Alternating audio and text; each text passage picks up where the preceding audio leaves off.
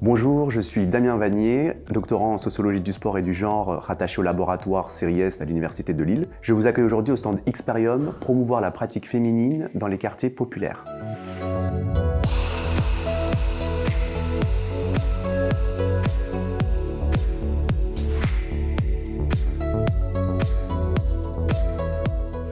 La sociologie, c'est l'étude de la transformation de la société.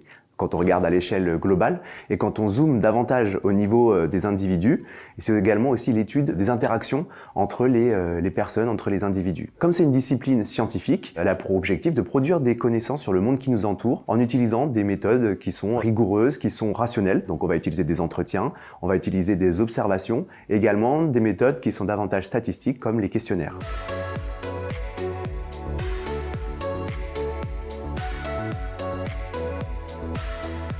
On constate que la différence de pratique physique, la quantité de pratique physique entre les hommes et les femmes, elle a tendance à se réduire au fil du temps. Par exemple, la proportion de femmes qui pratiquent de manière régulière une activité physique une fois par semaine, elle est de 60%, alors que celle des hommes, elle est de 71%. Donc c'est un écart qui n'est pas si grand que ça et a tendance à se rétrécir au fil des années. Mais ce qui est assez remarquable, c'est que quand on zoome en fait sur ce que font les femmes et les hommes, on voit qu'il y a une différence vraiment importante dans la quantité de pratique. Par exemple, on voit que dans le monde de la danse et de la gymnastique, eh bien, il y a une proportion de femmes qui est vraiment importante. Entre 80 et 85% de femmes parmi les pratiquants et les pratiquantes de danse et de gym. Alors que si on s'intéresse à des activités comme le rugby et le foot, par exemple, la proportion, elle chute à 6%.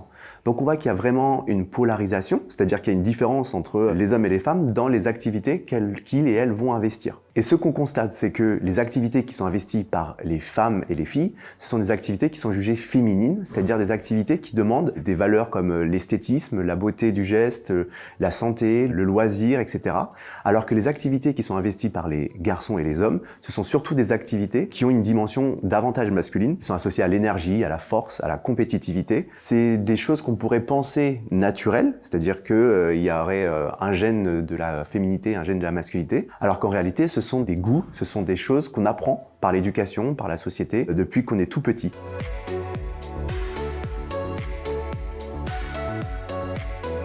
Et le constat est particulièrement criant lorsqu'on s'intéresse aux pratiques dans les quartiers populaires urbains, c'est-à-dire dans les cités, où en fait les garçons et les filles vont avoir des activités qui sont encore plus stéréotypées.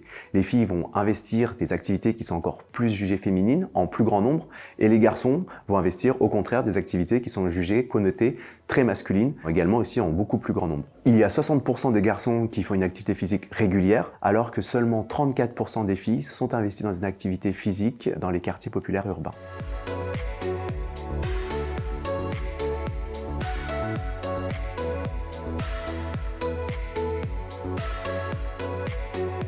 En tant que sociologue, on va essayer de comprendre pourquoi il y a ces différences de pratique entre les filles et les garçons. Donc pour cela, on va aller sur le terrain et on va aller observer l'environnement des filles et des garçons et les raisons pour lesquelles eh bien, il y a autant de différences. Un des premiers éléments qui sort, c'est le contexte familial. C'est-à-dire que la famille ne va pas encourager les filles des quartiers populaires urbains à pratiquer une activité physique. Soit parce que ce sont surtout les hommes et les garçons de la famille, les frères et les pères, qui vont pratiquer et qui ne vont pas penser à solliciter les filles dans leur pratique physique. L'autre chose, c'est également que les filles sont investies dans les tâches domestiques. Elles vont aider par exemple à aller chercher leurs frères ou leurs sœurs à l'école.